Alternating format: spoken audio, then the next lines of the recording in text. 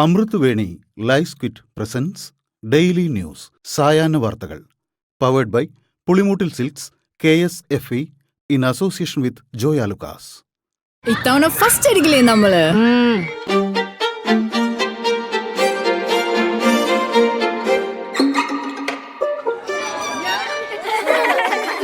കുട്ടികൾക്കൊക്കെ പെയിൻ ശല്യം ഉണ്ടാകും. അതുകൊണ്ട് ലൈസ് കിറ്റ് ഉപയോഗിച്ച് ക്ലാസ്സിൽ വരാൻ പ്രത്യേക ശ്രദ്ധിക്കണം. ലൈസ് കിറ്റ് ലൈസ് റിമൂവർ പെയിൻ ശല്യത്തിൽ നിന്നും ഉടനടി ആശ്വാസം.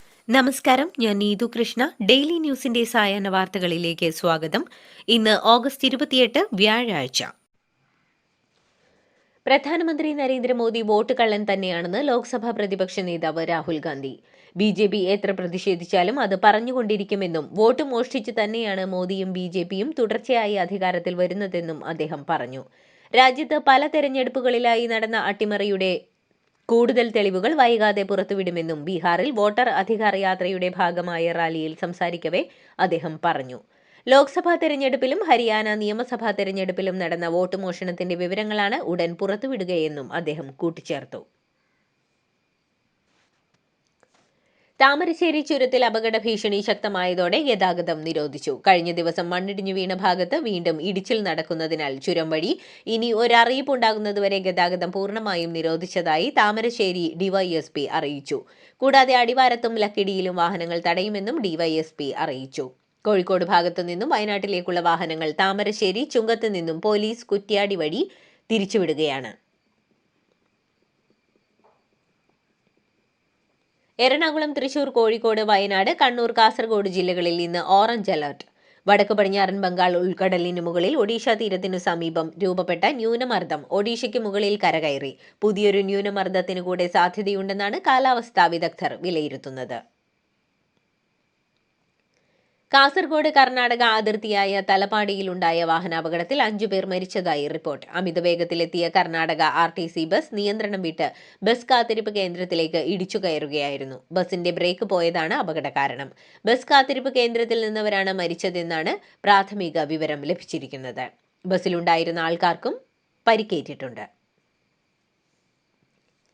BJPയുടെ രാജ്യസഭാംഗമായി നോമിനേഷൻ ചെയ്യപ്പെട്ട RSS നേതാവും BJP സംസ്ഥാന വൈസ് പ്രസിഡന്റുമായ C സദാനന്ദന്റെ നോമിനേഷൻ റദ്ദാക്കണമെന്നാവശ്യപ്പെട്ട് ഹർജി. സാമൂഹിക സേവനമെന്ന നിലയിൽ C സദാനന്ദനെ നോമിനേറ്റ് ചെയ്യാനാകില്ലെന്നാണ് പ്രധാന വാദം. സുപ്രീം കോടതി അഭിഭാഷകനായ Subhash T കടനാണ് ഹർജിക്കാരൻ.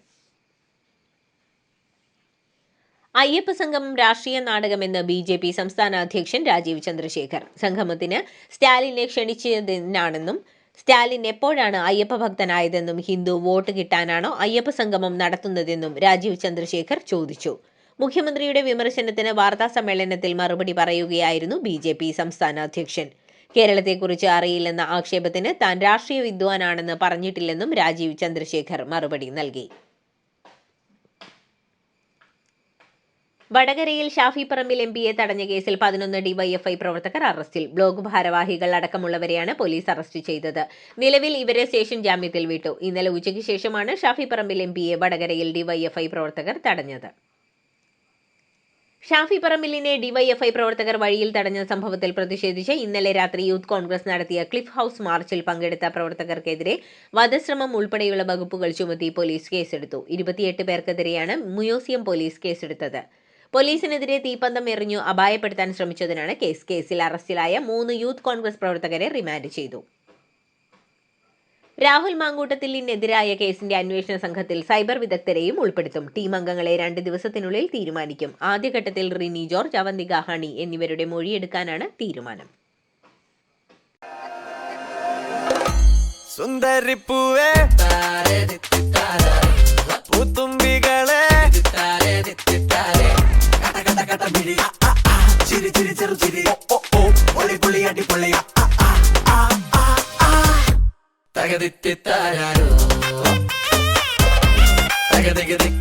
Pulimutil Silks presents Unskippable Onam Collections. Starts at just ₹299.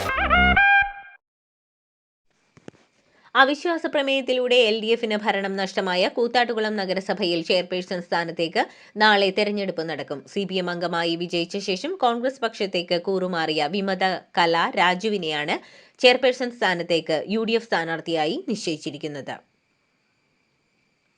Kannur Payyanur police സ്റ്റേഷനിലെ 3 സിവിൽ പോലീസ് ഓഫീസർമാർക്ക് സ്ഥലം മാറ്റം. രാത്രി ഡ്യൂട്ടിക്കിടെ ഉറങ്ങിപ്പോയതിനാണ് പയ്യന്നൂർ പോലീസ് സ്റ്റേഷനിലെ 3 CPOമാർക്കെതിരെ നടപടിയെടുത്തത്. ഈ സമയം ലോക്കപ്പിൽ പ്രതികളുണ്ടായിരുന്നു. തളിപ്പറമ്പ് ഡിവൈഎസ്പി നൽകിയ റിപ്പോർട്ടിന്റെ അടിസ്ഥാനത്തിൽ കണ്ണൂർ റൂറൽ SP-യാണ് നടപടിയെടുത്തത്.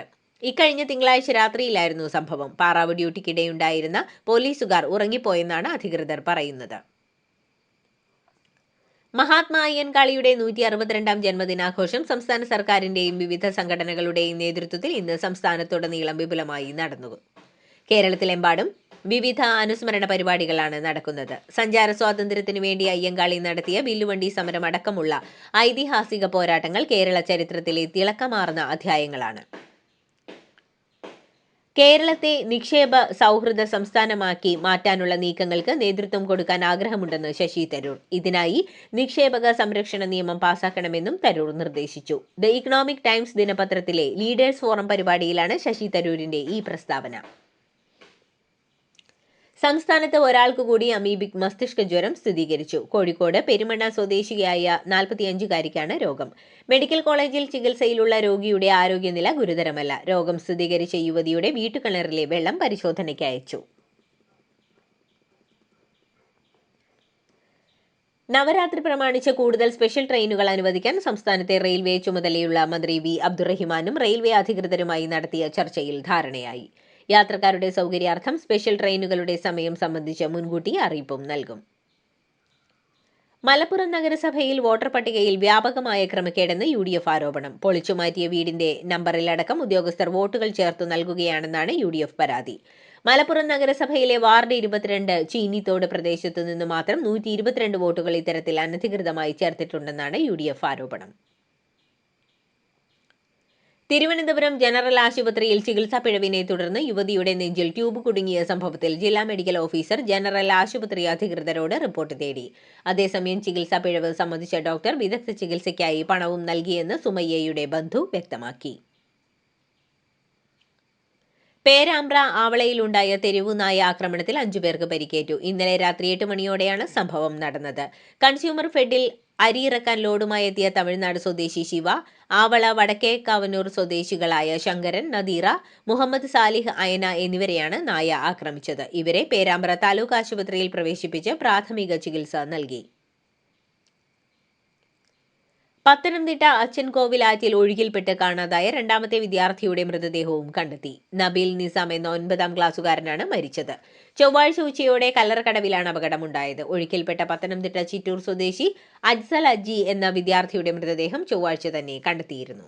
കൺഗ്രാചുലേഷൻസ് മിടുക്കിയാട്ടോ. പൈലറ്റ് ആവണമെന്ന് പറയണേ. അവളുടെ ആഗ്രഹമല്ലേ, അവള് പറക്കട്ടെ. ചെലവ് എത്രയാന്ന്? KSFE-യുടെ പുതിയ ഹാർമണി ചുറ്റി ചേരണം. കണ്ണടച്ചു തുറക്കും മുമ്പ് അവളുടെ +2 കഴിയില്ലേ. കടം വാങ്ങാതെയും സ്ഥലം വിൽക്കാതെയും കുട്ടികളെ പഠിപ്പിക്കാം. KSFE ഹാർമണി ചിട്ടികൾ. KSFE ഹാർമണി ചിട്ടിയിൽ ചേരുന്ന 100 ഭാഗ്യശാലികൾക്ക് സിംഗപ്പൂർ യാത്ര. പ്രധാനമന്ത്രി നരേന്ദ്രമോദി ഇന്ന് ജപ്പാൻ ചൈന സന്ദർശനത്തിനായി യാത്ര തിരിക്കും. 2 ദിവസം ജപ്പാനിൽ നടത്തുന്ന ചർച്ചകളിൽ വ്യാപാര രംഗത്തെ സഹകരണവും ജപ്പാനിലേക്കുള്ള കയറ്റുമതി കൂട്ടുന്ന വിഷയവും ചർച്ചയാവും. ഇതിനുശേഷം പ്രധാനമന്ത്രി ഷാങ്ഹായ് സഹകരണ ഉച്ചകോടിക്കായി ഞായറാഴ്ച ചൈനയിലെത്തും. അമേരിക്കയുമായി താരിഫ് തർക്കം തീർക്കാൻ ഇന്ത്യ പ്രത്യേക ചർച്ചയൊന്നും ഇതുവരെയും നിശ്ചയിച്ചിട്ടില്ല.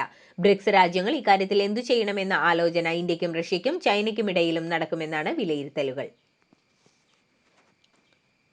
മഹാരാഷ്ട്രയിൽ കെട്ടിടത്തിന്റെ ഒരു ഭാഗം തകർന്നു വീണ് 15 പേർക്ക് ദാരുണാന്ത്യം. 4 നില കെട്ടിടത്തിന്റെ ഒരു ഭാഗം ബുധനാഴ്ച അർദ്ധരാത്രി 12 മണിയോടെയാണ് തകർന്നു വീണത്.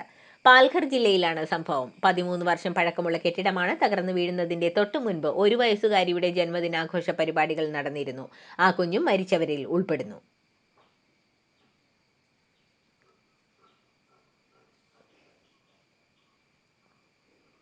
ഭാവിയിൽ യുദ്ധങ്ങൾ ദീർഘകാലം നീണ്ടേക്കാമെന്ന് കേന്ദ്ര പ്രതിരോധ മന്ത്രി രാജ്നാഥ് സിംഗ്. ഇതിനനുസരിച്ച് തയ്യാറെടുപ്പുകൾ വേണമെന്നും അദ്ദേഹം ദില്ലിയിൽ സൈനിക പരിപാടിയിൽ സംസാരിക്കുമ്പോൾ പറഞ്ഞു. യുദ്ധതന്ത്രങ്ങളിലും സൈനിക തയ്യാറെടുപ്പുകളിലും മാറ്റം വരുത്തേണ്ടതുണ്ടെന്നും അദ്ദേഹം ചൂണ്ടിക്കാട്ടി. Pepsi, Coca Cola, subway, KFC, McDonald's തുടങ്ങിയ അമേരിക്കൻ കമ്പനികളുടെ ഉൽപ്പന്നങ്ങൾ വാങ്ങുന്നത് നിർത്തണമെന്ന് ബാബ രാംദേവ്. ഇന്ത്യയിൽ നിന്നുള്ള ഇറക്കുമതിക്ക് 50% വരെ തീരുവ ചുമത്തിയ പ്രസിഡന്റ് ഡൊണാൾഡ് ട്രംപിന്റെ നയത്തിനെതിരെ പ്രതികരിക്കുകയായിരുന്നു ബാബ രാംദേവ്. ദസറ ഉദ്ഘാടനത്തിന് കന്നഡ എഴുത്തുകാരിയും ബുക്കർ പ്രൈസ് ജേതാവുമായ ബാനു മുഷ്താഖിനെ ക്ഷണിച്ചതിനെതിരെ BJPയും ഹൈന്ദവ സംഘടനകളും. മതവിശ്വാസമില്ലാത്ത ഒരാൾ മതപരമായ ചടങ്ങ് ഉദ്ഘാടനം ചെയ്യുന്നത് അംഗീകരിക്കാനാകില്ലെന്ന് അവർ വ്യക്തമാക്കി. എന്നാൽ ചാമുണ്ഡി ഹിൽസ് ഹിന്ദുയിസത്തിന്റെ സ്വത്തല്ലെന്ന് ഉപമുഖ്യമന്ത്രി DK ശിവകുമാർ തിരിച്ചടിച്ചു. തന്നെ ക്ഷണിച്ചത് ചാമുണ്ടേശ്വരി തന്നെയാണെന്ന് ബാനു മുഷ്താഖും പ്രതികരിച്ചു. ദേശീയ കമ്പനി ലോ അപ്പലേറ്റ് ട്രൈബ്യൂണലിന്റെ ചെന്നൈ ബെഞ്ചിൽ നിന്ന് ജഡ്ജി പിന്മാറിയ സംഭവത്തിൽ chief justice BR Gavai report തേടി. അന്വേഷണം നടത്താൻ നടപടികൾ സ്വീകരിക്കാൻ സുപ്രീം കോടതി സെക്രട്ടറി ജനറലിന് നിർദ്ദേശം നൽകിയിട്ടുണ്ട്. ചെന്നൈ ബെഞ്ചിലെ ജുഡീഷ്യൽ അംഗം ജസ്റ്റിസ് ശരത് കുമാർ ശർമ്മയാണ് ഹൈദരാബാദ് കമ്പനി ഉൾപ്പെട്ട കേസ് കേൾക്കുന്നതിൽ നിന്ന് പിന്മാറിയത്.